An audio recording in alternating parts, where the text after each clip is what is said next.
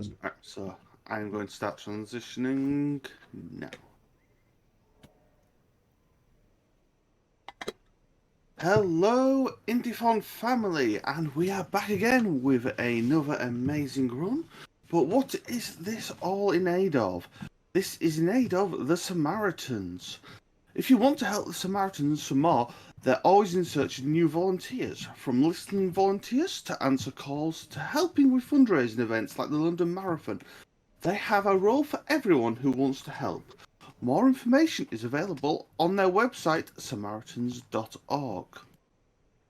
Now, we're going to have a Rain World run in a second, and I just want to remind you that there is an incentive for this game, which is Dance to Death. We are currently at $60 of a 75 goal, and that is to cause a character to break dance on our body as we die due to the torrential rain at the end. That's going to be open all the way through this run, so if you want to see that, you know what to do. But without any further ado, it's over to you, Iced. Alright, thank you for the introduction. Hello everyone, my name is iced37, and today I'll be doing my run of Rivulet Story. That means you can start talking, Iced. Ooh, give me a second. Okay, now I'm unmuted in Discord, now you can hear. But yes, hello everyone, my name is iced37. I'm here to do my run of Rivulet Story in the new DLC for Downpour. That is for the new DLC for Rain World called Downpour. And today, specifically, it's just all on Rivulet. So Rivulet is the fish-based slug cat. So we're playing as a slug cat, where a lot of different characters have different abilities or otherwise, compared to the base 3 that were added before the DLC. And as this character, we're going to be doing a lot of more aquatic stuff. We're also going to be moving much faster. But for now, we're just going to get started, and then we'll talk about stuff as it goes on. The timer will start when this circle fully fills up. And starts right there. Alright, so for now, we'll just talk about the game a little bit. We are trying to survive in this world, but more importantly, playing as this character, we have a specific objective, where before we didn't have any sort of specific story or specific path for a lot of characters. Now we have specific objectives to do something as the new 5, and in this case for Rivulet we need to help out a giant superstructure god, essentially. And to do this, we need to bring something from one of these giant AI superstructures and bring it to the other. But us as just a simple animal, essentially, we also need to take care of our bodily needs. In this case, we need to be able to eat enough food as to be able to rest. Kind of messing up here. Give me a second.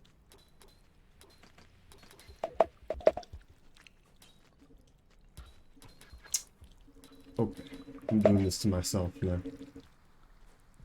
But the idea for the Rain World is that every time we sleep with a sufficient amount of food, we can survive the night, which essentially every once in a while it'll start raining. And this rain is so immense and so powerful that anything that's outside during the rain will die. And this rain goes on for a really long time, so we need to eat enough food to be able to save in one of these specific save shelters. That's to, one, actually save and survive till the next day. But also, it brings up our karma. And every single time we go up in karma, it allows us to go through more and more gates in the world. Essentially, there are a bunch of gates that are gates between different regions. You need to have a certain karma to actually go through a gate. If you die, you go down in karma. If you survive a cycle, you go up in karma. We're currently using a glitch that was brought back, that was patched with the new DLC, but the developers also were aware of it and a lot of other stuff, and have a option to allow a lot of these glitches to exist again.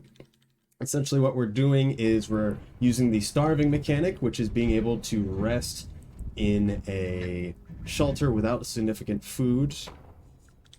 Brings us to the next cycle, our karma goes up, but the game doesn't save.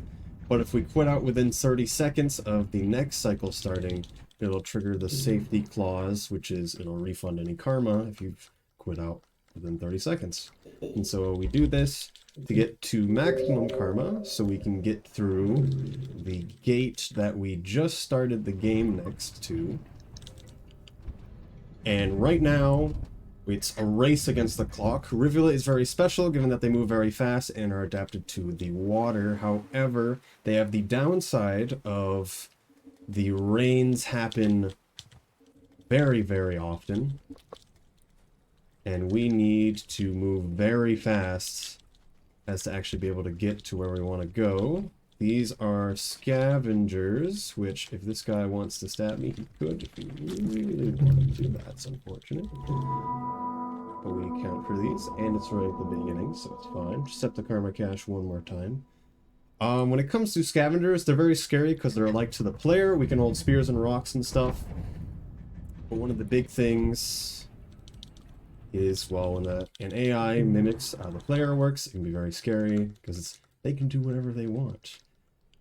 Every single AI in this game is very particular, and that each will have their own personality and how they act and react to certain situations. When I immediately came in line of sight of that guy, he was immediately aggressive, which not every scavenger will be like that, but it's generally pretty obvious once you know what to look for. Considering this is technically the same cycle, he may show up in front of us. Scavengers are interesting creatures in this game because they don't spawn particular dens like a lot of other creatures. They just exist in a region and can move through it as they please. Ooh, that's unfortunate. Take one of the berries. Right, we're past that part. That's the only part those scavengers can really mess us up. Which is good. We have a good amount to go through. Good spitter spider there.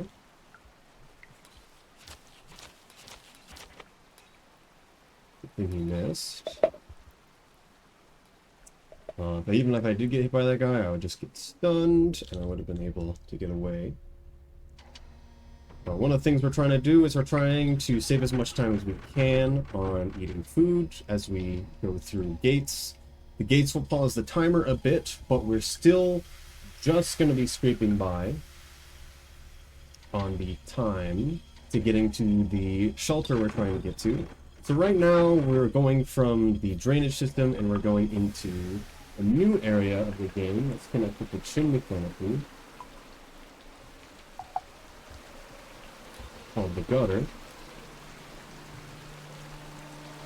Get very familiar with this song. This little new connection to drainage and chimney, that's the existing stuff is really nice. Also, two new enemies in the game, being the mother spider. Spider isn't too much of a problem, they don't go away. We're going to be trying a bit of advanced movement here. A lot of the movement is a little moot as this character, but we can try to do that, but I got stunned. So the thing about Rivulet is they have pretty insane speed. I'm not going to go for it. Pretty insane speed, and that carries over in the water. And if you press jump in the water, it uses some of your air so that you speed up. But we can do a very particular thing where we press jump right before we hit the water and then right as we hit the water. And this will allow us to do the water boost but in the air, which is essentially what happened. However, I was slightly misaligned, so I got sent slightly diagonally, so I got stunned on the ceiling. We also saw a few lizards behind us with the spear. And those are the common enemy types that we'll be seeing, although we're not going to be seeing many enemies as Rivulet. as most of our stuff is just moving really, really fast. It was good to see that white lizard because they have a chance to be in this room, which is hard to deal with them.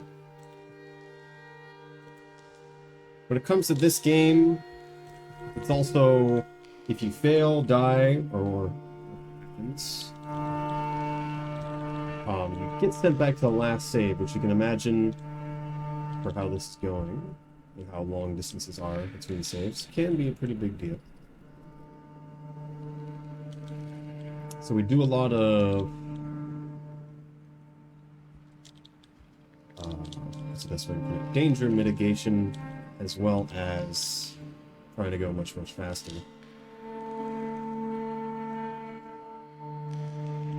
I'm going to talk a little bit about the movement of this game. For the most part, I'm just hitting the directionals to move around. And then there's jump, grab, and throw. Instead of flying centipede, not a problem. But on top of just the basic movement, it's also advanced movement, although I messed that up twice. Which, although we only have directional, jump, grab, and throw, we can do the equivalent of fighting game inputs. Doing slides, backflips, using items to boost our slides or other jumps.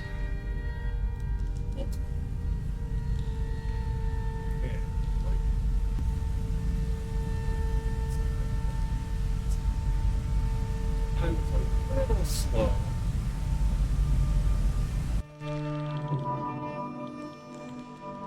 So we did not survive making it to the next shelter. We were right at it.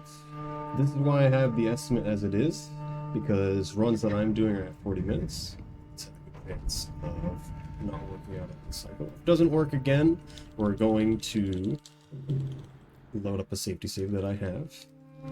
But I love showing it off how close it is on a lot of these runs. One of the things is that once the rain timer ends, although we optimally want to get there before the rain even starts. But once the rain timer ends and it starts to rain, it picks from a few different ending rain effects. In that case, we got the worst one. That was close. Where it just does heavy rain and then it'll push you down.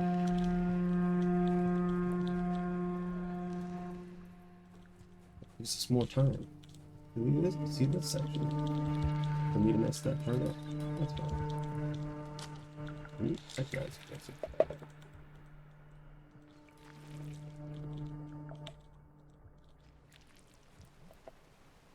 Alright, one of the other things to bring up is that you have a donation incentive. It is, I think, ended at $15 off being met. We're not going to call that until we're much farther into the run, which I'll make pretty obvious.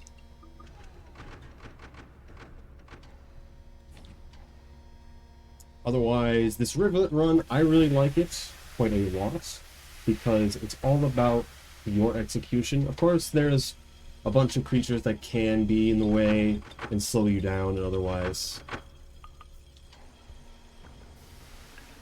But if you can do this run and you can do it well, it's all because I will use it.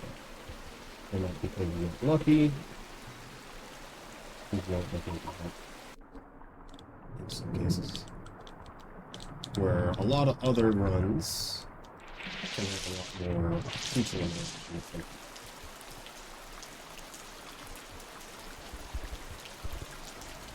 But now, we're getting this.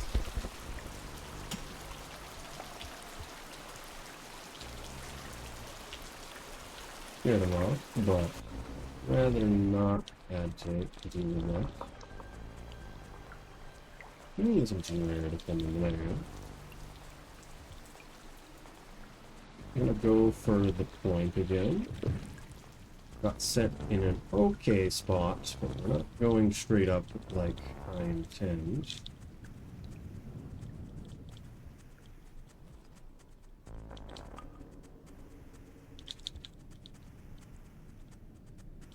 a little bit behind the timer. So if you see in the bottom left, you see the armor symbol pop up. It also has a bunch of small dots around it. That is the rain timer. Each dot is 20 seconds.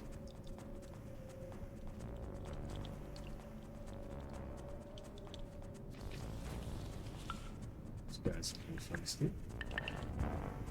Slow for Rivulet, however. And we gotta watch out for the white lizard here. We didn't see him earlier. Seems fine. We want to catch a bat fly here if we can, because that'll give us an extra bit of food. As long as I don't drop it on the way. One of the other things about Rivulet that I really like is just that in a lot of cases rain is just at the end of the cycle. And it shows up and then you die to it, or you just gotta be aware of it. But Rivulet also has the ambient rain, which doesn't really happen as much. One of the other mechanics that is common with Rivulet, happens 50% of cycles, is pre-cycles, which is essentially you wake up early before the cycle actually is supposed to begin. So you can move around and get around where you need to before even the proper no rain cycle has started. Alright, we are entering the last section here. It seems like we might have to get lucky with the rain effect.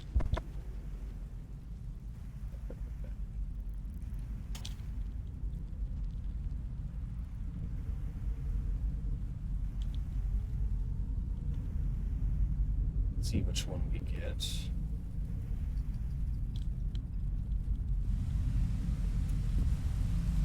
Name one.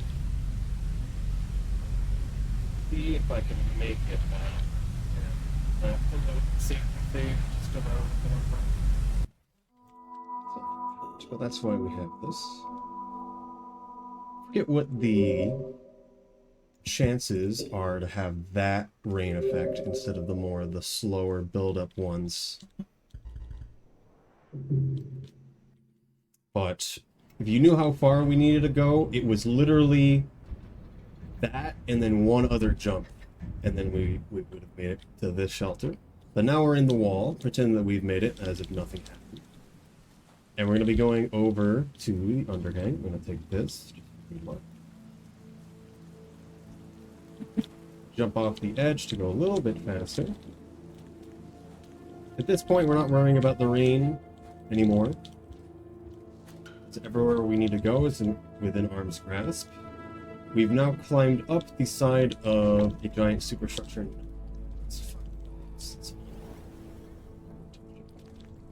Unlocks. Okay. This is unfortunate. So I need one of these guys, except both of them are all the way up there, and I've never seen that before. I cannot reach them. We need one of them, though. I can just keep going forward and get one of the ones in the next room. That is really funny that that happened.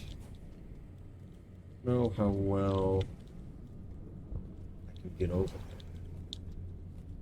They might have been moving now. There we go.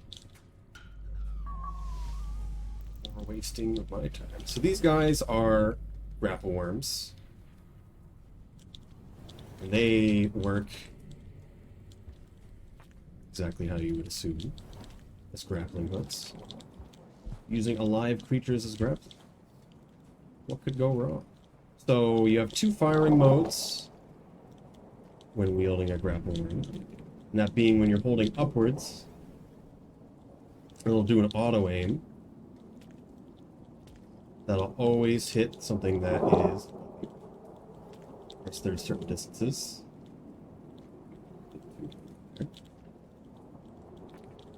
And then we also have, if you hold directly in a direction, left or right,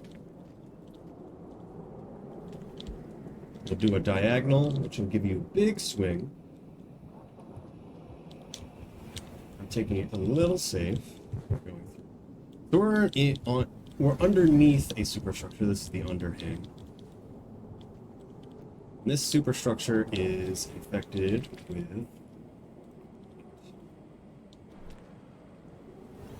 which is all this blue stuff here. If it touches us, we die, essentially.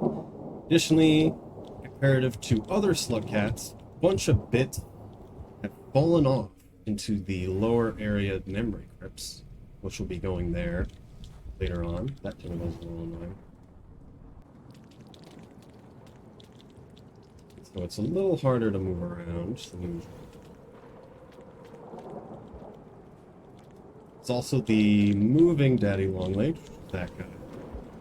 For people who know this game, that probably seemed really, really scary, but as long as you're moving in the air, all it does is react to sounds and touch, so it doesn't immediately react when you just out of nowhere touch it. Need a little food for the next section. And as long as I space my slides out,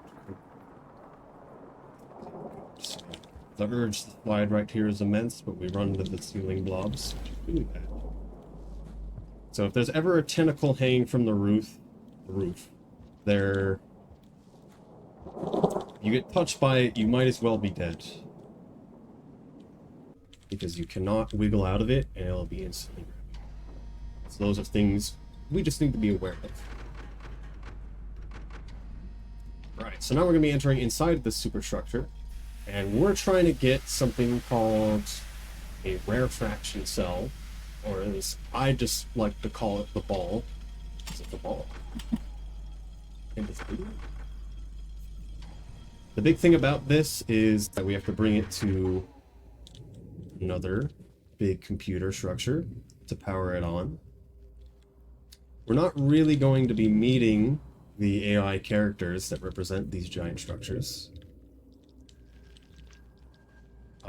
In previous runs, we used to bully the one in this area because they would talk to us and that would slow us down, so we would stab them twice so they would stop talking to us. It's a little sketchy. I wish that zero grav stayed on longer. Also, there's zero grav, by the way. It'll turn on and off. This place is a little messed up. So the zero grav that would normally be on all the time is not. Additionally, with Downpour came the remix settings. So if you look on the bottom, if you see red dots, that's a visualization of the threat theme. I'm going to eat this. So basically there'll be a song that comes in various layers. And it'll come higher if we're in more and more danger.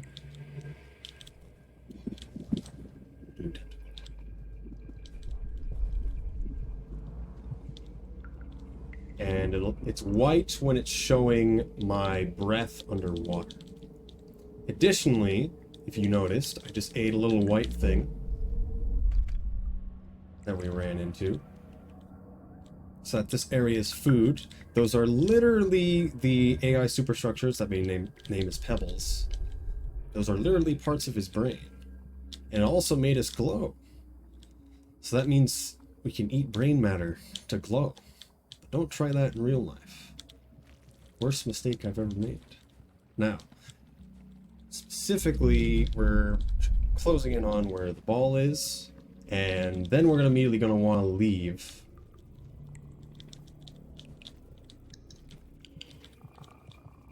Which involves, this jump's always annoying, just going back the way that we came. This power source that we're taking out, the rarefaction cell, the ball, it's also powering all of the slug zappers, we like to call them, giant microwaves, and the zero grav.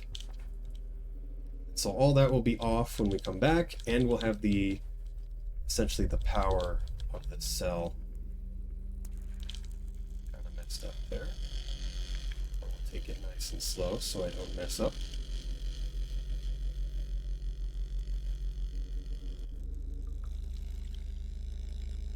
kind of weird things happen when the power turns on and off, where it can send you in strange directions. I'm trying to make sure that doesn't happen. I'm going to eat this neuron now so I don't forget. So we have that extra food for later. We'll go in here, we'll touch the ball, we get stunned for a good amount of time, and now all the power is off. We can just go back as we want.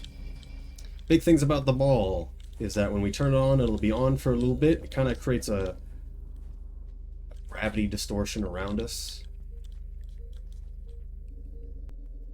This allows us to jump and have a lot more air time than we normally would and jump higher. Essentially be a lot more slippery in general. When we're in water, it makes us swim much faster too, which will be very useful later. And we're going to use that mechanic once here.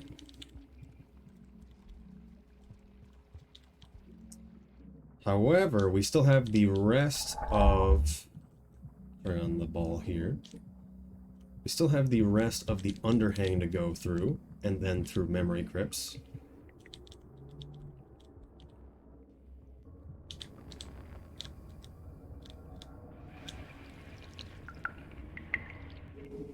So we're going to be working on that. And those parts can be very scary. And that's usually where a lot of my runs mess up. They get past the beginning at least. The biggest failure part is that first cycle that we had issues with, but that's all good. So the big thing about Rivulet is it's more all just the world fighting you than anything else. Because there's all the rot that we have to deal with. And there's a lot of just pitfalls that we have to deal with. If we fall off the screen, we'll just die because it's a bottomless pit. So we're going to be dealing with a lot of them. But for now, we're going to rest.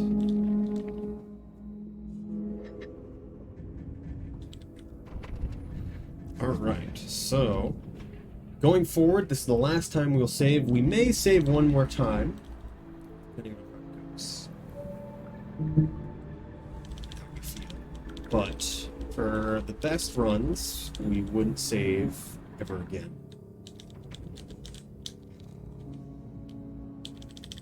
So we're trying to go straight to the end. Another thing that we'll notice is that after we've disconnected that core, the cycle timer is very, very long. And it will remain as like the normal timer that a lot of the other slipcats have going forward. This is because now that we've taken out the power source from its structure, it is now slowly decaying. It's unable to do as much output as it normally would, as this is the structure that's actually outputting all of the heat and water vapor that is causing all of the rain in the area. So, the area will slowly start to cool down.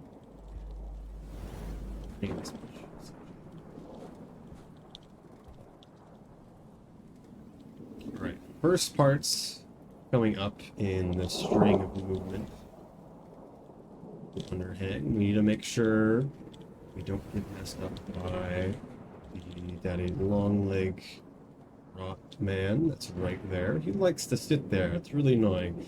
Usually he is to the left, so he's not in the way. But sometimes he's there. You just gotta go in. He knows you're there the moment you enter. And you gotta wait until he comes through. We're trying on the ball so we can jump this. You don't grab the first pipe, grab the second pipe. Jump a few times, grab that one. Down, don't hit the edge.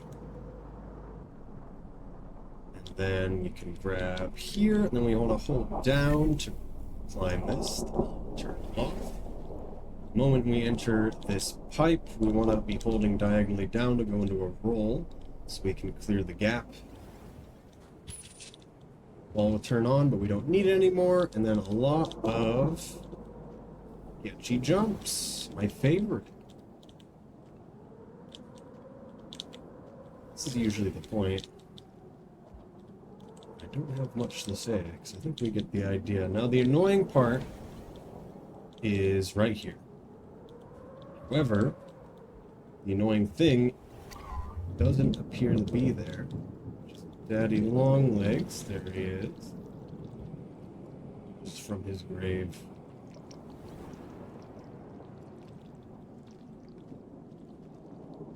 He's on that left side.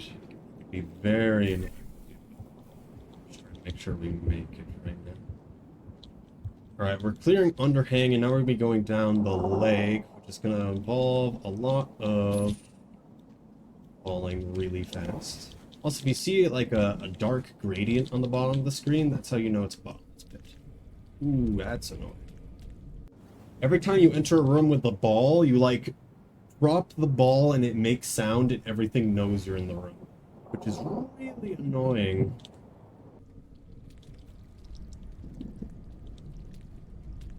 Especially when you're dealing with sound-based creatures. Another thing to note is that these grapple worms that we're going by, also we're going to do the drop here. Make sure I do it right. It's safe. Forget it.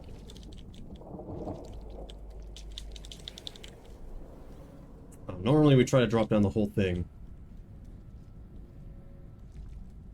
So that we can make it. There's 2 of these guys in this room.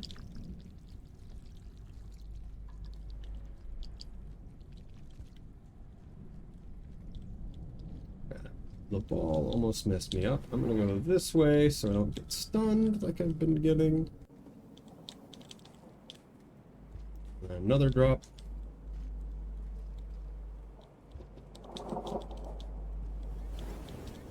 Taking it safe for now. Once again, you'd want to drop down the entire distance. This guy as well can be quite an annoyance, so we're gonna have him come over for us. Or he's just gonna fall, I guess.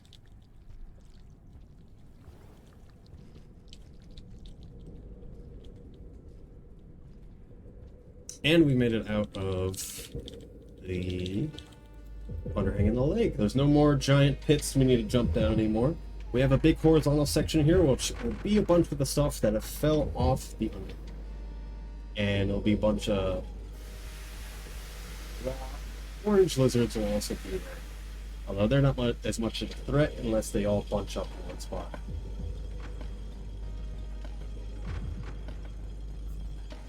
We need to be aware of a few locations, like this little blob here. Just kill you if it wants to. This one. Some blobs are scarier than others. This depends on if it has a tentacle on it or not. I'm already forgetting what the string is, because it's been a little bit. I mean.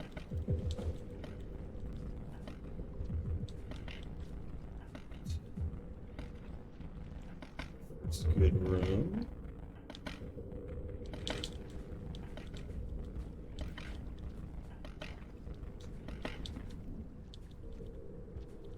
And the first orange lizards. 3 of them are here. We're just going to turn on the ball and jump. Although in a lot of cases you can just go for it. As you can notice, the ball kind of slows us down because we can't fall as fast. And so if I jump at certain places, I won't be able to go into the pipe as fast. If I try not to, but we're going to anyway, I'm just going to climb this pole all the way to make this alright. Be daddy long legs here. This jump will look sketchy, but it's actually pretty alright. I'm gonna go under. I'm pretty torn whether I want to go under or over there with the ball active. Just because it'll take a little while to float down. You really don't want to touch that. Ball turns off. Orange lizards in front of me. None of them are in the way. I want the ball to turn on. That'll be jump, and then that'll be backflip. Backflip has a lot of different properties as Rivulet, as you actually gain more air than in a normal jump. It's not normal compared to the other characters, and then the ball just extends that immensely. Oh, I didn't mean to fall down there. That's fine. We've got 3 kelp that are going to be in the way in a second here. They're just stationary enemies that are based in pipes. Didn't need to do that like that, but they're not really an issue. I'm going to turn the ball on for the other two.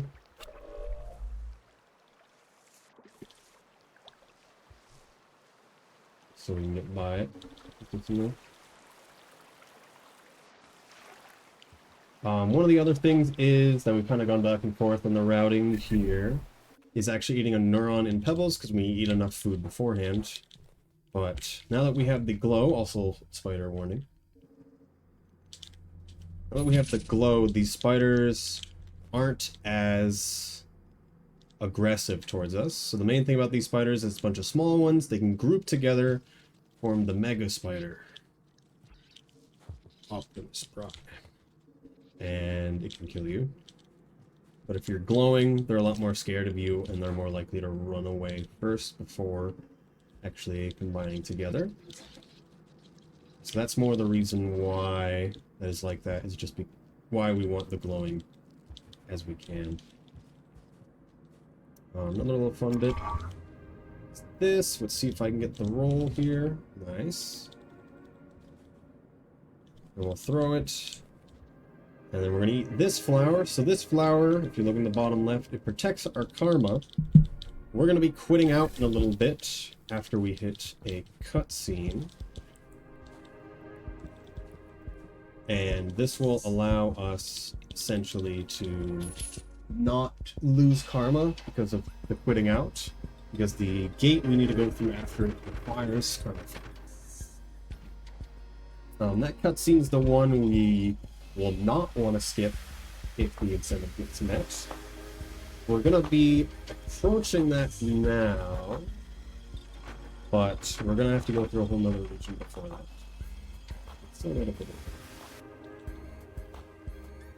not sure where the donation incentive is right now, but it was $15 away being met to see the kind of a glitched ending cutscene that can show up. We'll talk about that if it does get met, or if it doesn't. It is still $15 away.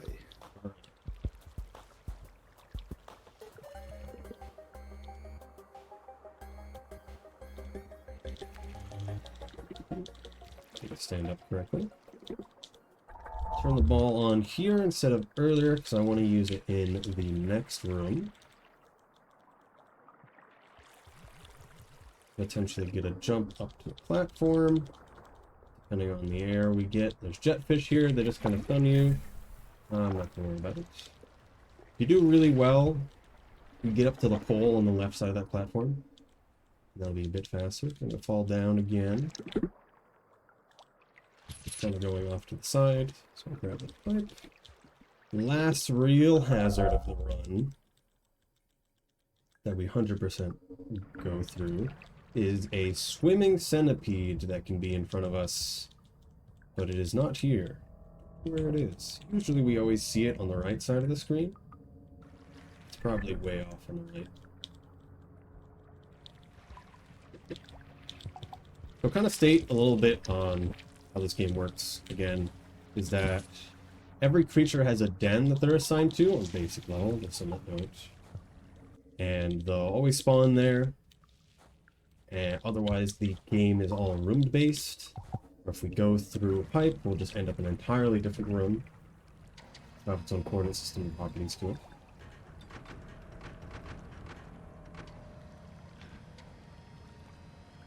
Some of the things about the creatures are, if we kill one, it has a chance to respawn in future cycles, every cycle.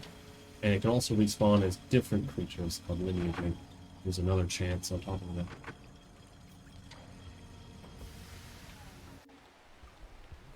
Alright. It's the technically final area of the game, although the ending is its own area, but we're not going to be in there for very long.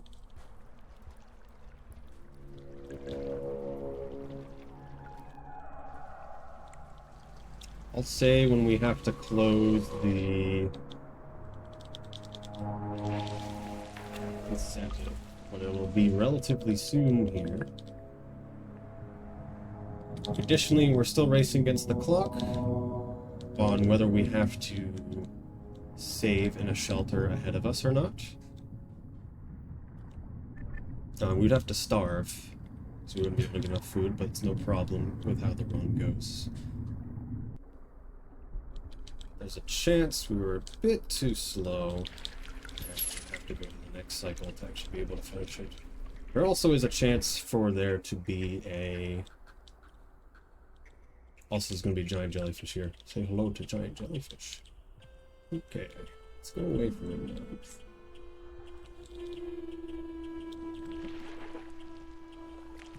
Chance to be a lizard in front of us. Also, secret pipe. There's a few of these in the DLC. It is a big help for our run.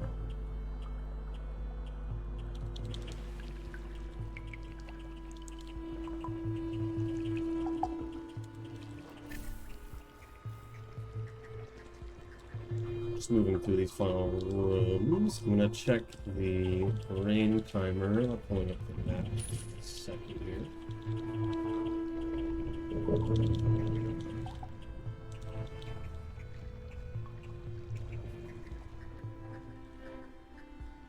No eel lizard.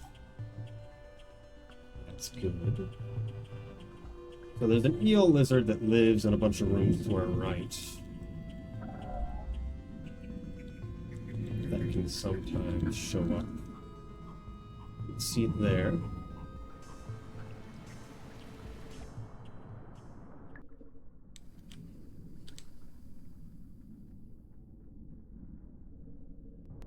And let's see it here. Those could be in front of us. Oh, I forgot to check the rain timer. We are going to have to rest, given that the end of cycle noises are happening right now. You'll notice a giant siren noise called the moon siren. Alright.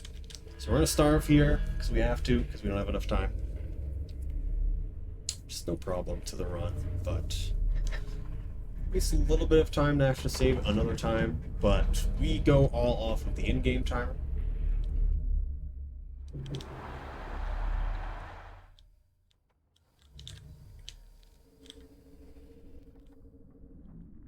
Right.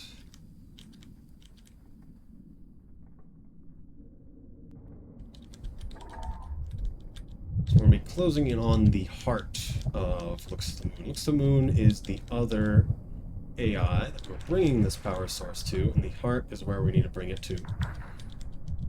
Once we put it in, that's when I need to know when, if we're doing the incentive or not, essentially.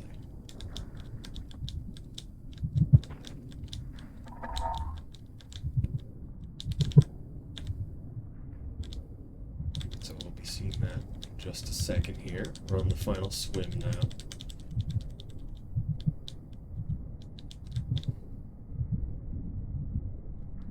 Right, just going to make sure with staff here if we've made it for the incentive. Ping them about it because they're not in the call right now. Alright, so normally in the run we would quit out here. And essentially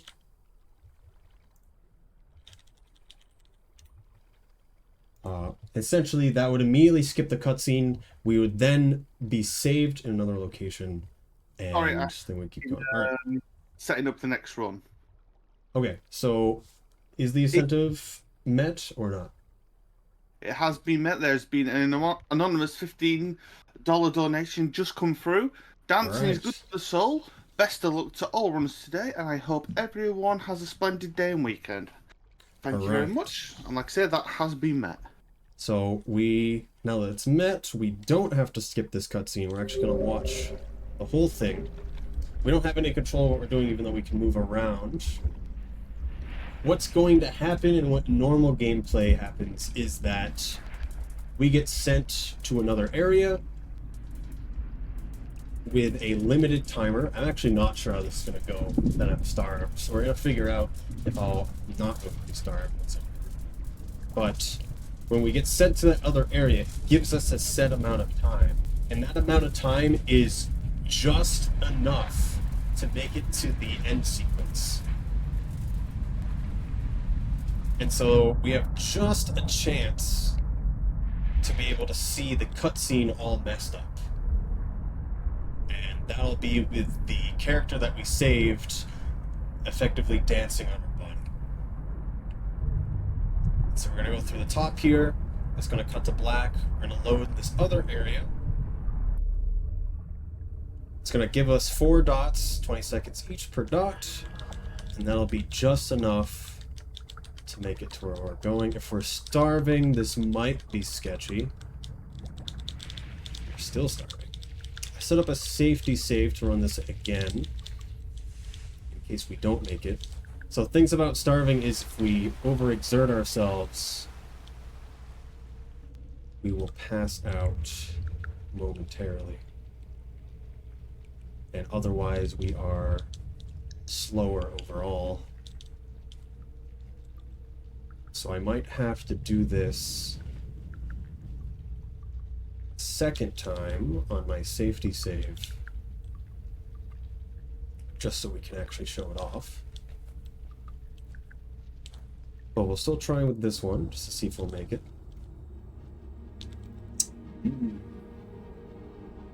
Too fast.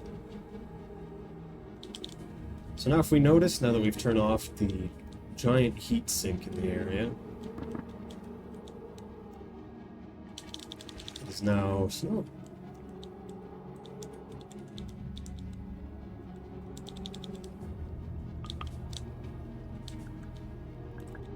Surely this will have no repercussions on the ecosystem.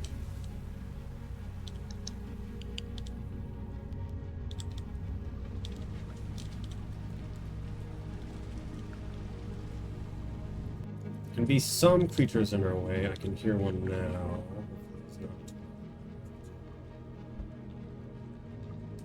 It's me passing out from starving again.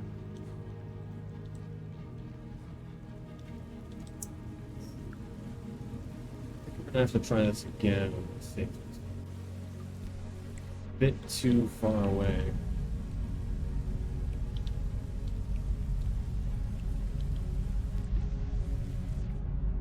Might make it. There's a chance.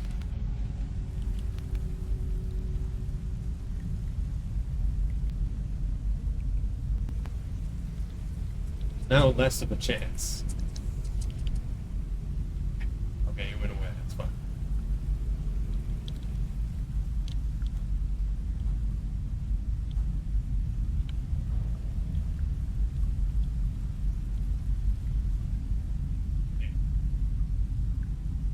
Starving's always so much worse than I remember. Okay. We should be fine if we can get through this gate. The rain has been kind. I don't know if you can actually die to the rain there. We might immediately die upon entering the next room, however, because it's a different zone. But usually the timer resets slightly once you go through a gate. So you might be all good. Or it's going to be bad the moment we enter.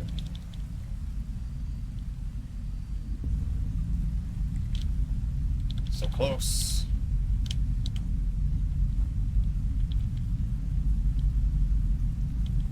Standing still preemptively.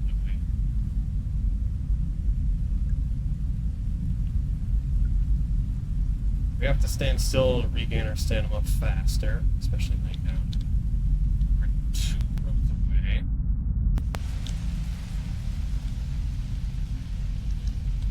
It's funny how kind the game is being right now. The timer will actually stop halfway through this next room.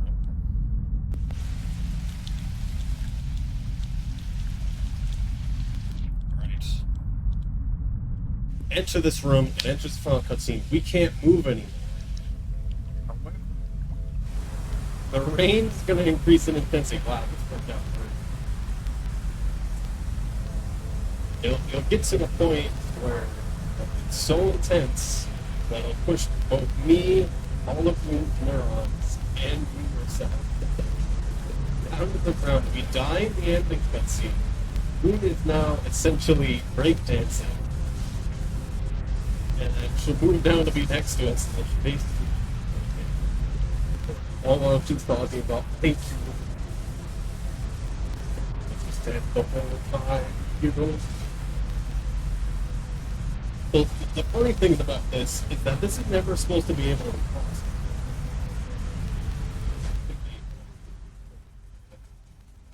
It's never supposed to be impossible as well. It's only possible if we do it the same cycle that we put the ball in, because it sets a specific time.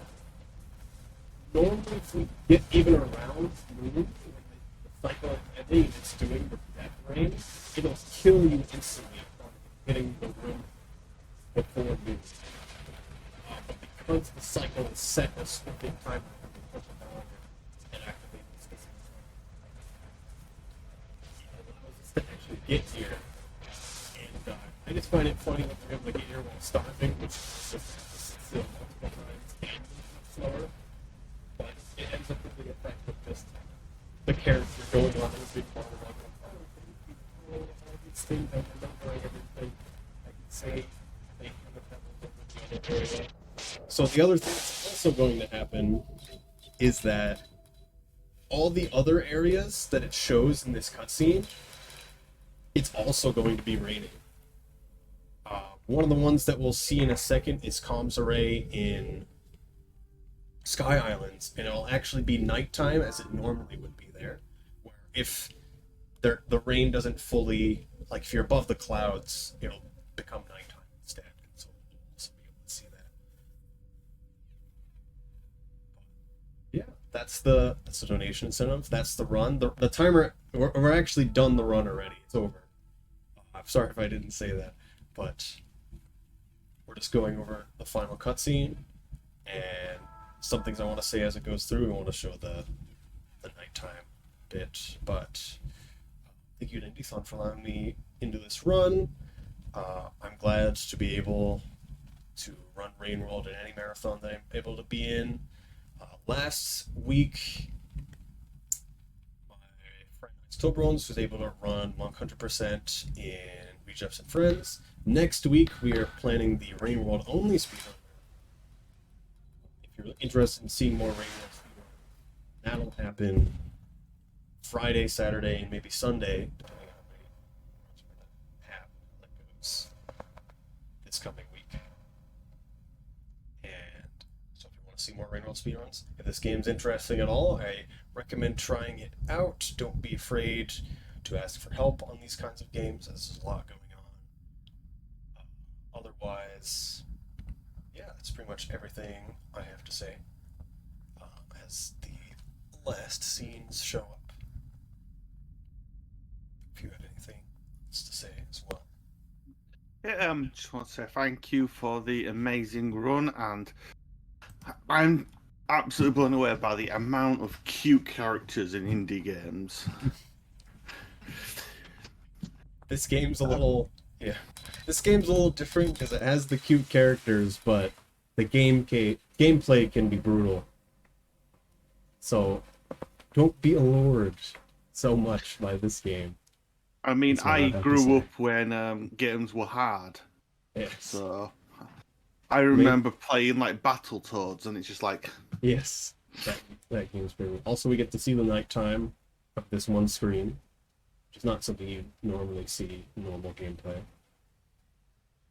But, yeah, this game, if you were to play it casually, the only thing I would have to say is just exist. Don't be trying to go for a specific objective, as that can make you go crazy.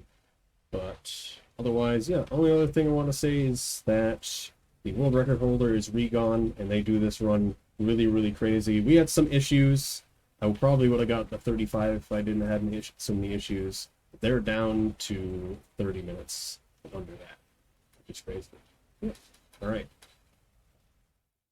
Damn, that's quick. Well, again, thank you very much. And just a reminder that Indiethon Summer 23 is raising money for the Samaritans, who are a UK-based suicide prevention charity with a free-to-call helpline for those in crisis. They deal with 10,000 calls a day, and every call they answer could change a life forever. With that said, we are going to go to a brief intermission, and coming up next is AJ Camille.